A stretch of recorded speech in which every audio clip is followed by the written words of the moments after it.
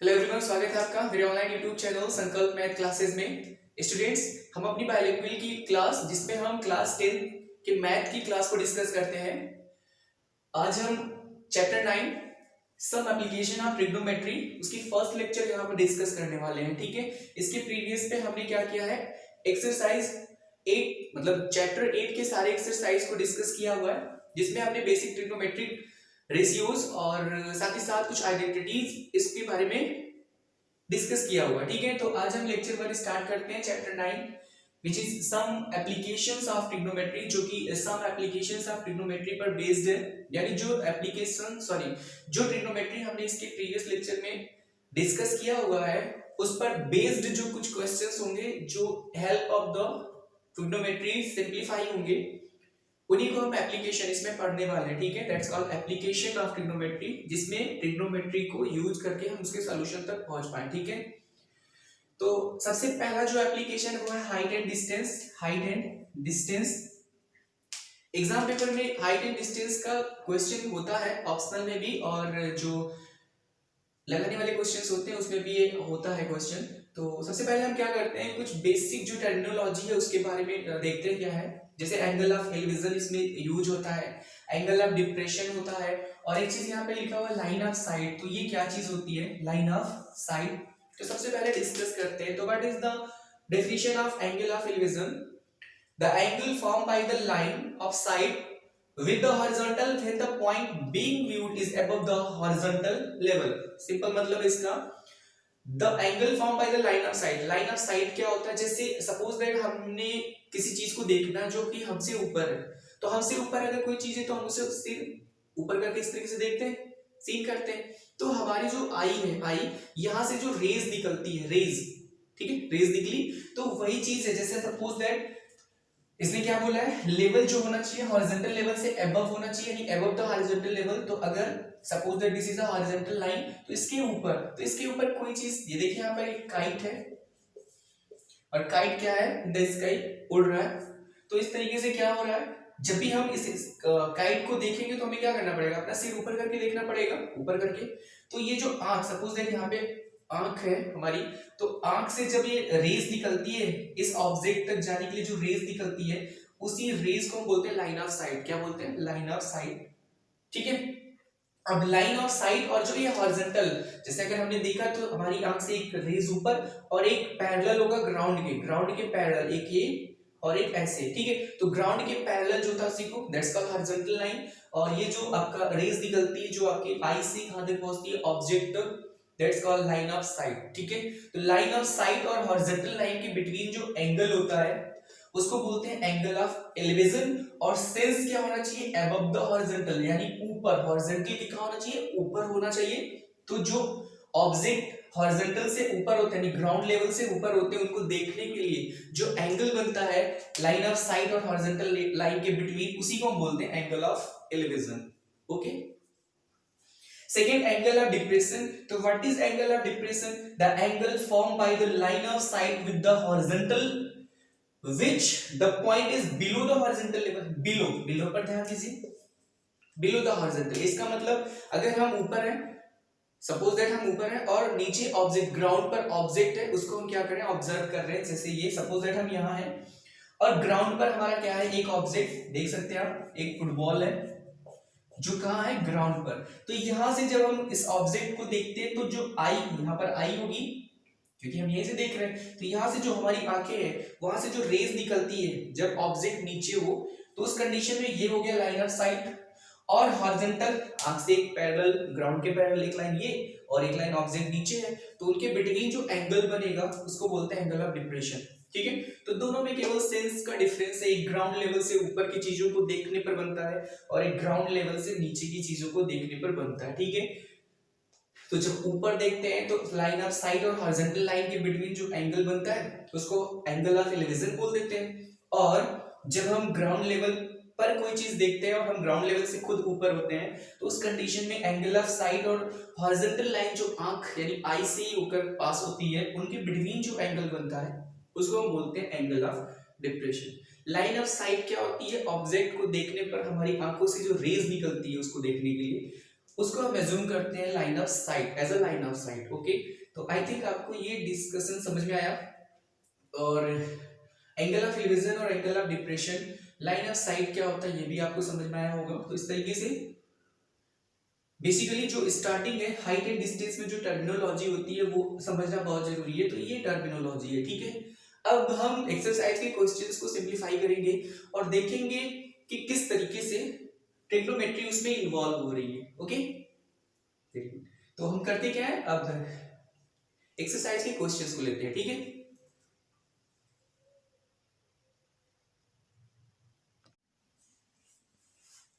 Okay, तो exercise 9.1 the first question is a circus artist is climbing a 20-meter long rope which is tightly stretched and tied from the top of a vertical pole to the ground. Find the height of the pole if the angle made by the rope with the ground level is 30 degrees. See figure 9.1, यहाँ figure भी given है, इस figure की help से ही हमको करना होगा। Figure 9.1, ठीक है।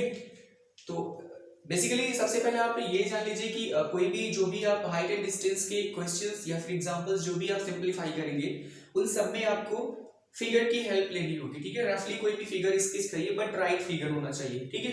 राइट फिगर होगा तो हम ट्रिग्नोमेट्री की हेल्प से उसको क्वेश्चन को टैकल कर पाएंगे। बट अगर रॉन्ग फिगर हो गया तो क्वेश्चंस कभी भी सही नहीं हो पाएंगे, राइट नहीं हो पाएंगे। तो इसको सही फिगर आपको बनाने की बहुत बड़ी रिक्वायरमेंट होती है हाइट एंड डिस्टेंस में, ठीक है। Always remember.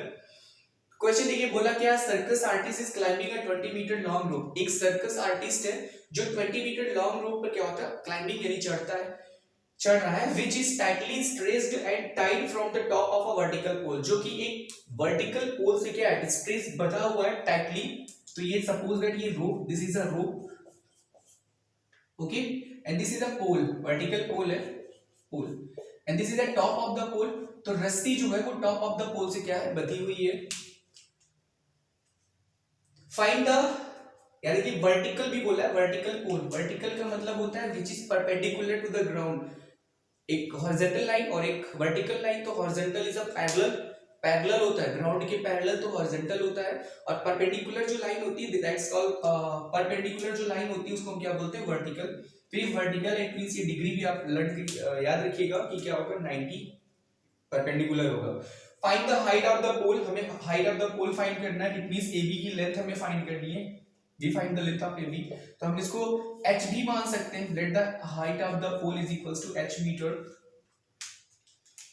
If the angle made by the rope, इस रस्सी द्वारा जो एंगल बनाया गया है विद द ग्राउंड, ग्राउंड के साथ, that's given that level is, ground level is 30 degree, जो कि कितना दिया हुआ है, 30 डिग्री। इसका मतलब ये जो डिग्री दी हुई है, एंगल जो बन रहा है वो कितना है, 30 डिग्री, ये रोप और ग्राउंड के बीच में, ठीक है, ये एंगल, ठीक है। तो चलिए देखिए अब इसमें किस तरीके से ट्रिग्नोमेट्री को इन्वॉल्व करते हैं। तो सिंप्लीफिकेशन में सबसे पहले जो चीज हमने एज्यूम किया वो सब तो लिखना होता है।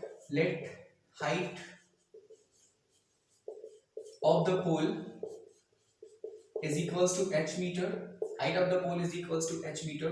ये गिवन जो ट्रायंगल है, जो ट्रायंगल है ये आपका 90 डिग्री, तो फिर ट्रायंगल कैसा होगा, right angle, and triangle ABC is a right angle triangle, एक राइट एंगल ट्रायंगल है, ओके। और अगर राइट एंगल ट्रायंगल है तो हम इसमें ट्रिग्नोमेट्री को इन्वॉल्व कर सकते हैं। चल देखिए किस तरीके से हम इसमें ट्रिग्नोमेट्री के रेशियोज को इन्वॉल्व करते हैं। तो रिलेशन फाइंड करना होता है साइड्स के बिटवीन। यहाँ देखिए रो, अगर हम इसको एज अ ट्रायंगल एज्यूम करते हैं, एज्यूम क्या करना है, ये राइट ट्रायंगल है ही, राइट एंगल ट्रायंगल है, तो रोप की कंडीशन जो है, रोप की कंडीशन ये हाइपोटेनस की कंडीशन, बिकॉज रोप की कंडीशन इस ट्रायंगल में आप देख रहे हैं तो सबसे बड़ी है, तो ये हाइपोटेनस हो गया। ये है परपेंडिकुलर, इस ट्रायंगल के लिए परपेंडिकुलर हो गया, बिकॉज एंगल जो सी गिवन है 30, तो इसके इन फ्रंट जो होता है इसी को आप क्या बोलते हो, परपेंडिकुलर लाइन बोलते हो। क्योंकि इसके पहले जो हमने लेक्चर लिए हुए हैं चैप्टर 8 के अबाउट ट्रिग्नोमेट्री, उसमें हमने ये सारी चीजें डिस्कस की हुई हैं। तो ये हो गया परपेंडिकुलर। इट मींस इस क्वेश्चन को अगर हमें टैकल करना है तो हमें परपेंडिकुलर और हाइपोटेनस में रिलेशन फाइंड करना होगा, रिलेशन दिखाना होगा, और with the help of angle, जो एंगल गिवन एंगल है उसके हेल्प से। तो होगा क्या, चलिए देखते हैं। तो इन ट्रायंगल एबीसी हो क्या जाएगा, this it means AB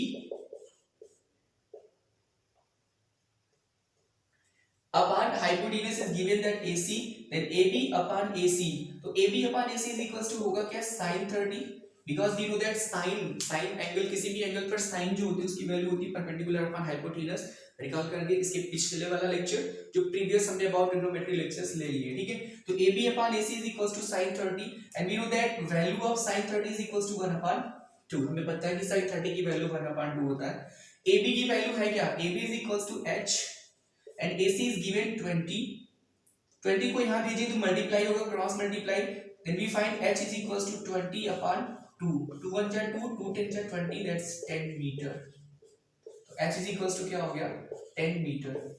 It means height of the pole is equals to 10 metre. Simple है ना, ऐसे ही इन्वॉल्व करना है ट्रिग्नोमेट्री को, और ट्रिग्नोमेट्री के हेल्प से हमने इसको सॉल्व किया, इसलिए इसको बोलते हैं एप्लीकेशन ऑफ ट्रिग्नोमेट्री। यानी ऐसे क्वेश्चंस जिसमें ट्रिग्नोमेट्री की हेल्प लेनी पड़े उसको टैकल करने में, सॉल्व करने में, that's called application of the trigonometry. Okay, तो उसमें सबसे पहला हमने हाइट एंड डिस्टेंस पढ़ा, और एक्सरसाइज 9.1 का जो फर्स्ट क्वेश्चन है उसको हमने सॉल्व करके देखा कि how we use trigonometry in height and distance, ठीक है। वेरी गुड, आई थिंक आपको ये समझ में आया होगा। चलिए नेक्स्ट क्वेश्चन देखते हैं, number 2।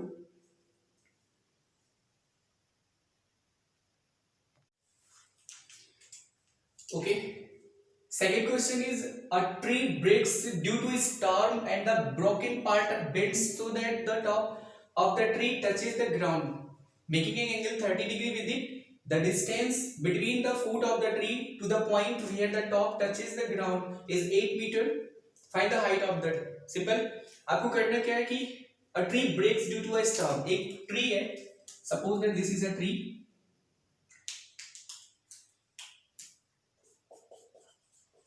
This is a tree, और ये बोल क्या रहा है ड्यू टू स्टॉर्म यानी तूफान से, यानी स्टॉर्म, सपोज दैट इस तरीके से स्टॉर्म, तो इसने क्या किया broken part bend so that एक पेड़ क्या हुआ टूट गया, ब्रोकन पार्ट एंड बेंड्स का मतलब पूरी तरीके से टूट कर निकला नहीं, अलग नहीं हुआ, टूटने के बाद क्या हुआ झुक गया, bends so that the top of the tree touches the ground, इस तरीके से झुक गया कि टॉप ऑफ द ट्री जो है, यानी ये जो टॉप ऑफ द ट्री है टचेस द ग्राउंड, वो क्या करता है ग्राउंड को टच करने लगा। सपोज दैट ये यहाँ टूट कर यहाँ गिरा तो वो ग्राउंड को क्या कर रहा है टच, तो दिस इज अ टॉप, तो टॉप आपका यहाँ चला आया।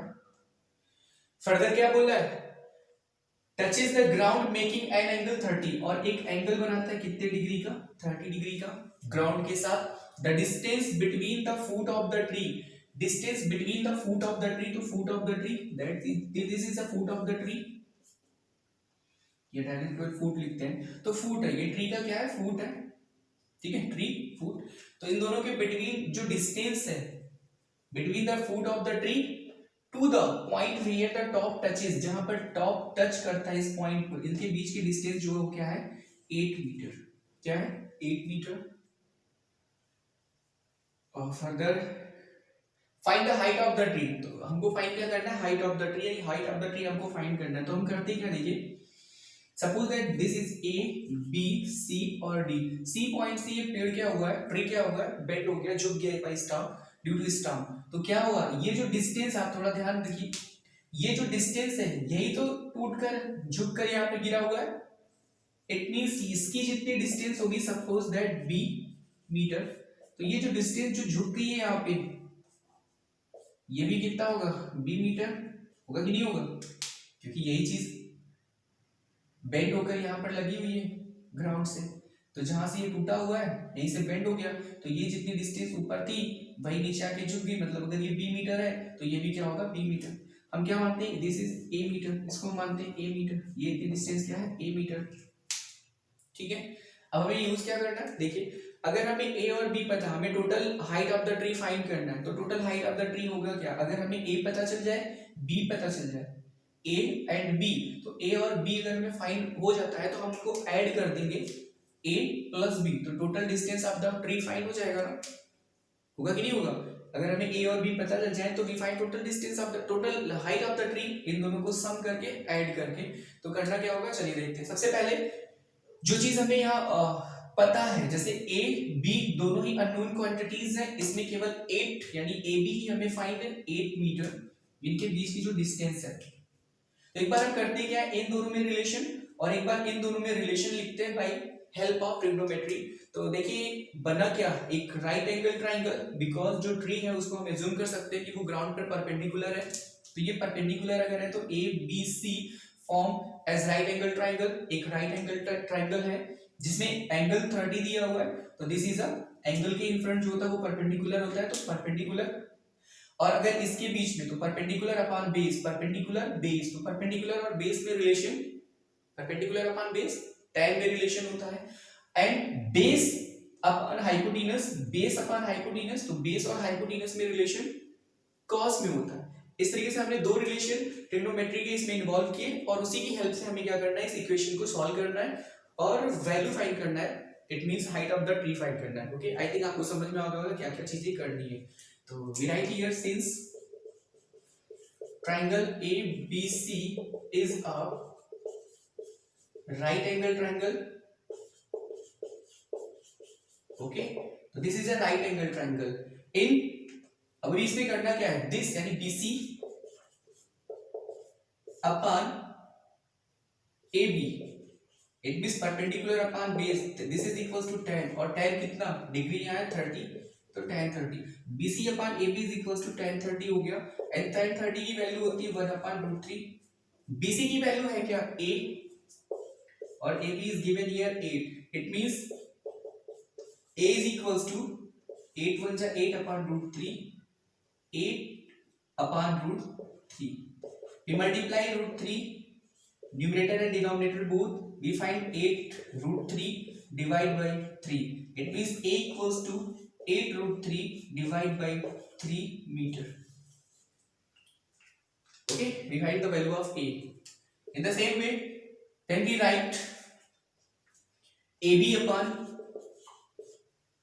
AC, then AB upon AC, AB as a base and AC is a hypotenuse in this triangle, तो base upon hypotenuse, base upon hypotenuse is equals to cos, angle अभी भी 30 रहेगा तो cos 30, एक्यूट एंगल पर होता है ratio, आप remember करिए एक्यूट एंगल पर रेशियो होता है, 90 पर आपको नहीं लेना, ठीक है, एक्यूट जो 0 और 90 के बिटवीन लाई करते हैं। then AB upon AC is equals to cos 30 and cos 30 is equals to √3/2, we know that the value of cos 30 is equals to √3/2, AB की वैल्यू यहाँ पर गिवन है 8 और AC is equals to B, cross multiply करते हैं तो B यहाँ चला जाएगा, इट मींस अगर मैं यहाँ से B की वैल्यू फाइंड करना चाहें तो वो क्या जाएगा, B into √3 is equals to 2 into 8, 2 into 8 is equals to 16, √3 है मल्टीप्लाई है, दूसरी साइड में आप भेजेंगे ट्रांसपोज करेंगे तो नीचे चला जाएगा, यानी 16/√3, we multiply √3 numerator and denominator both, we find 16√3/3 meter, it means B is equals to 16√3/3 meter. okay, A की वैल्यू पता चल गई, B की वैल्यू पता चल गई, hence total height of the tree is equals to A plus B, क्योंकि अगर हम A और B को ऐड कर दे तो total height of the tree find कर सकते हैं, हमने पहले डिस्कस कर लिया है। तो A की वैल्यू है कितनी, A की वैल्यू है 8√3, it means 8√3/3 plus B is equal to 16√3/3, दोनों को ऐड कर दीजिए, मैं यहाँ ऐड कर देता हूँ, तो 8 और 16 24 हो जाएगा, √3 और /3 हो जाएगा, बिकॉज डिनोमिनेटर्स इक्वल है, डिनोमिनेटर इक्वल होता है तो फ्रैक्शन को इजीली हम न्यूमरेटर से कंबाइन कर सकते हैं विद द हेल्प ऑफ जो साइन इसके बिटवीन रहता है, प्लस है तो ऐड कर दीजिए और माइनस है तो सब्ट्रैक्ट कर दीजिए, तो 24√3/3, 3 1 जा 3, 3 8 जा 24, we write here 8√3 metre. Okay, it means total height of the tree कितनी आ गई, 8√3 मीटर, तो this is the answer. Okay, I think आपको क्वेश्चन नंबर 2 भी समझ में आया होगा। तो इस तरीके से how we use trigonometry to solve the questions of the height and distance, ठीक है, कैसे हम सॉल्व करते हैं हाइट एंड डिस्टेंस को टू इन्वॉल्व ट्रिग्नोमेट्री को इन्वॉल्व करके, और इन्वॉल्व करना ही पड़ेगा बिकॉज हम एप्लीकेशन पढ़ रहे हैं, ठीक है, ट्रिग्नोमेट्री पर हम एप्लीकेशन पढ़ रहे हैं, तो ऐसे क्वेश्चंस जिसको सॉल्व करने के लिए ट्रिग्नोमेट्री यूज करनी पड़े उसको हम बोलते हैं एप्लीकेशन ऑफ ट्रिग्नोमेट्री, क्योंकि हम उन क्वेश्चंस को सॉल्व करने में हेल्प लेते हैं ट्रिग्नोमेट्री का, ठीक है। तो इस तरीके से 2 क्वेश्चंस हमने एक्सरसाइज के सॉल्व किए, कुछ क्वेश्चंस आप भी प्रैक्टिस करिएगा और कमेंट बॉक्स में बताइएगा अगर नहीं आएगा तो फिर हम बाकी के क्वेश्चंस को भी नेक्स्ट लेक्चर में डिस्कस करेंगे। तो अगर आपको ये लेक्चर पसंद है तो इस लेक्चर को लाइक करिए, शेयर करिए, सब्सक्राइब करिए। मिलते हैं अपने नेक्स्ट लेक्चर में, तब तक के लिए थैंक्स।